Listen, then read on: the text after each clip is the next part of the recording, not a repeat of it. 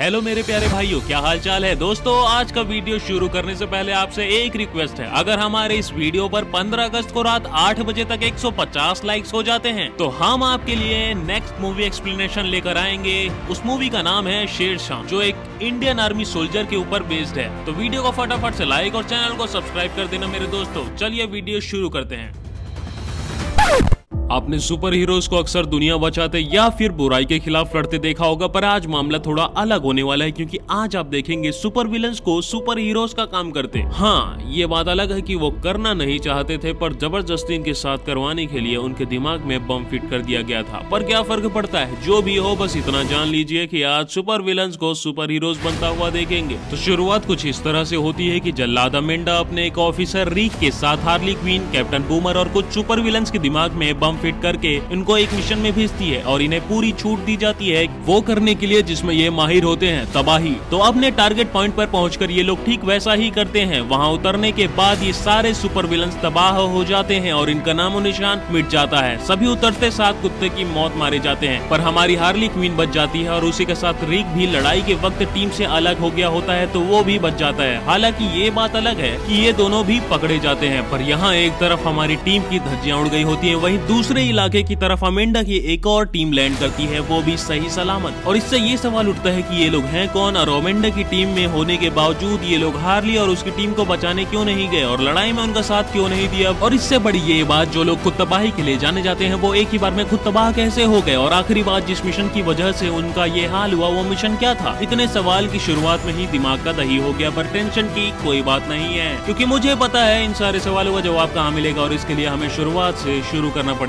जब अमेंडा इस मिशन की तैयारी कर रही होती है तो यहाँ ये होता है कि जब अमेंडा ने हार्ली की टीम को तैयार किया था तभी किसी के साथ उसके दूसरी टीम को भी तैयार किया था, जिसमें ब्लड स्पॉट, पीसमेकर, किंग्स के साथ रेड कचअप और पोल्का डॉट रहते हैं। और इनका मिशन ऑटोमेटिक आइसलैंड जाकर उनके खुफिया लैब जूठन हैंड को तबाह करना था, ताकि अपने स्टारफिश प्रोजेक्ट को आगे न बढ़ा पाए, क्योंकि अमेरिका के साथ पूरी दुनिया को बर्बाद करना चाहते थे और वहीं की मिशन की रुकावट न आए, इसलिए अमेंडा ने हार्ली की टीम को पहले भेज और ऑटोमेट्रिक्स मिलिट्री का ध्यान भटकाने का प्लान बनाया और इन बेचारों को चारे की तरह यूज किया। तो ये था पूरा मामला। अब वापस आते हैं प्रेजेंट में। तो आइलैंड पहुंचकर ब्लड स्पॉट की टीम सुबह होने का इंतजार कर रही थी और तभी बेस में अमेंडा ने रिक को ट्रैकर से पता कर लिया और अब वो अभी भी जिंदा रहता है। अमेंडा तुरंत ब्लड स्पॉट को मेन मिशन में आगे बढ़ने से पहले रिक को छुड़ाने का ऑर्डर देती है। तो ब्लड स्पॉट पूरी टीम को लेकर पहुंच जाता है जिस इलाके में रिक बंदी बना हुआ है। और इन सबसे मजेदार बात ये रहती है, जब ये लोग फाइट कर रहे होते हैं तो फाइट के दौरान ब्लड स्पॉट और पीसमेकर एक दूसरे से कॉम्पिटिशन करने लगते हैं और कौन सबसे इंटरेस्टिंग तरीके से लोगों को मार सकता है। और इस चक्कर में ये दोनों के अलावा किसी और को मौका मिलता ही नहीं फाइट में हिस्सा लेने का। दोनों अकेले ही पूरी दुश्मन की पलटन को निपटा लेते हैं। और सबसे मजेदार बात ये पता चलती है कि वो लोग दुश्मन नहीं थे। हाँ, मतलब इन्होंने जितने लोगों को टपकाया था वो बेचारे ऑटोमेटिक के सताए गए लोग रहते हैं, जो बेचारे हक के लिए वहाँ की गवर्नमेंट से बगावत कर रहे हैं। और उन्होंने रिक को बंदी नहीं बनाया था, बल्कि उल्टा उसे कोर्टों की मिलिट्री से बचाया था। पर सच्चाई जाने से पहले ये सभी को निपटा चुके होते हैं और इससे पहले अपनी हरकतों के लिए शर्मसार हो जाते। सालजोक उनकी बेचारी जो लीडर रहती है उन्हें माफ कर देती है, क्योंकि इन सब का मिशन एक ही रहता है। तो इन्हें थोड़ा आराम देते हैं और चलते हैं हार्ली की तरफ। हार्ली पूरे रात एक गड्ढे में कैद पकड़ा रही थी, तभी टोटो के सिपाही हार्ली के पास आते हैं और उसे अच्छी तरह से तैयार करते हैं। सिल्वीव के पास लेकर जाते हैं, जो टोटो का नया प्रेसिडेंट बन गया रहता है। टोटो के पुराने प्रेसिडेंट के साथ साथ उसके पूरे खानदान को मारकर बीच सड़क पर लटकाने के बाद सिल्वीव हार्ली से मिलता है और उसे बताता है कि उससे लाने का मकसद ये था कि उसे पसंद करता है, उसे शादी करना चाहता है, ताकि टोटो के लोगों को लगे उनका प्रेसिडेंट मामूली इंसान नहीं है। और सारी बात बताने के बाद सिल्वीव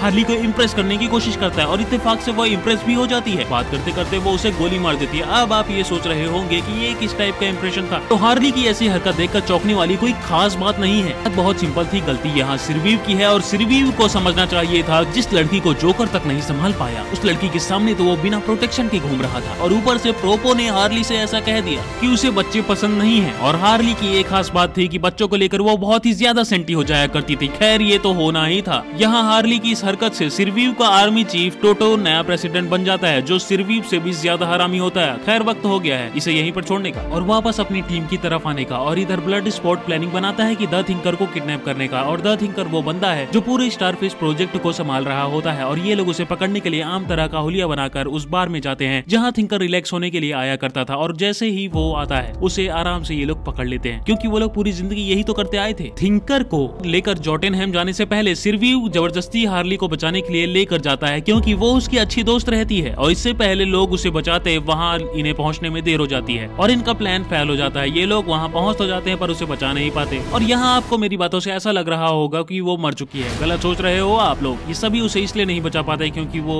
सबका काम तमाम कर चुकी होती है, पर उसे ये बात बहुत अच्छी लगती है कि ये लोग इतनी मेहनत करके उसे बचाने आए। खैर, यहाँ हार्ली के आते ही पूरी टीम तैयार हो जाती है। अपने फाइनल मिशन के लिए ये लोग टपक जाते हैं जूठे नहर और देखते देखते पूरे लैब पर अपना कब्जा कर लेते हैं। पर इससे पहले यहाँ मिशन को कंप्लीट करते हैं थोड़ी गड़बड़ी हो जाती है। जिससे पहले तो ये कि जब रीक, रेड केचप और थिंकर के साथ लैब के मेन हाउस में पहुंचता है तभी इनके पीछे पीछे पीस मेकर भी वहां पहुंच जाता है। जिसके बाद रीक और पीस मेकर के बीच हार्ड ड्राइव को लेकर लड़ाई शुरू हो जाती है क्योंकि रीक जब लैब में हो रहे घटिया एक्सपेरिमेंट्स को देखता है तो टोटो को लेकर बहुत ही बुरा भला कहता है, जिसे सुनकर थिंकर उसे सच्चाई बताता है कि ये जितने भी एक्सपेरिमेंट्स देख रहे हो ये प्रोजेक्ट को तबाह करने आया है और इसके पीछे टोटो का नहीं बल्कि अमेरिका का हाथ है।